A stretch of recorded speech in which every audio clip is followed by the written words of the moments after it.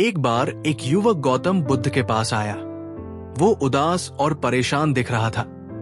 उसने बुद्ध से पूछा, भगवान, पिछले साल मेरी जिंदगी में बहुत परेशानियां आई। मैं हर समय इन्हीं बातों को याद करता रहता हूं और दुखी रहता हूं। क्या आप मुझे कोई रास्ता बता सकते हैं जिससे मैं अपने बीते समय के दुखों से मुक्त हो जाऊं? बुद्ध मुस्कुराए और बोले, मैं तुम्हारे सवाल का जवाब दूंगा, लेकिन पहले तुम मेरे लिए कुछ करोगे।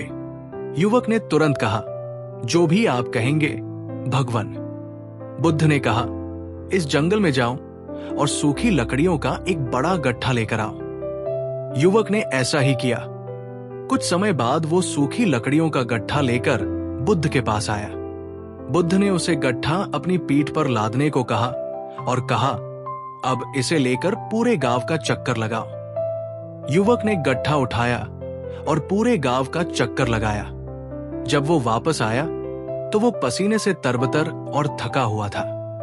उसने बुद्ध से कहा, भगवान, ये बहुत मुश्किल था। मैं पूरी तरह थक गया हूं। बुद्ध ने उसे गट्ठा नीचे रखने को कहा। जैसे ही उसने गट्ठा नीचे रखा, उसे तुरंत राहत महसूस हुई। बुद्ध ने मुस्कुराते हुए कहा, देखो, जब तुम बीते हुए साल की परेशानियों को अपनी यादों में उठाए रखते हो तो वे तुम्हारे जीवन पर ऐसा ही भार डालती है, लेकिन जैसे ही तुम उन परेशानियों को छोड़ देते हो, तुम्हें राहत और शांति का अनुभव होता है।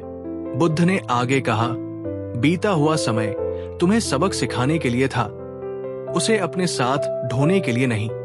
अगर तुम अपने अतीत को जाने दोगे तो तुम्हारा वर्तमान और भविष्य दोनों बेहतर हो जाएंगे।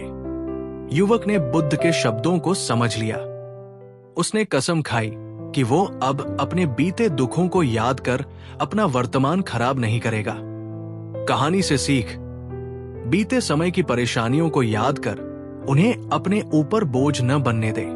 उनसे सबक लें और आगे बढ़ें। जीवन हमेशा वर्तमान में जीने का नाम है।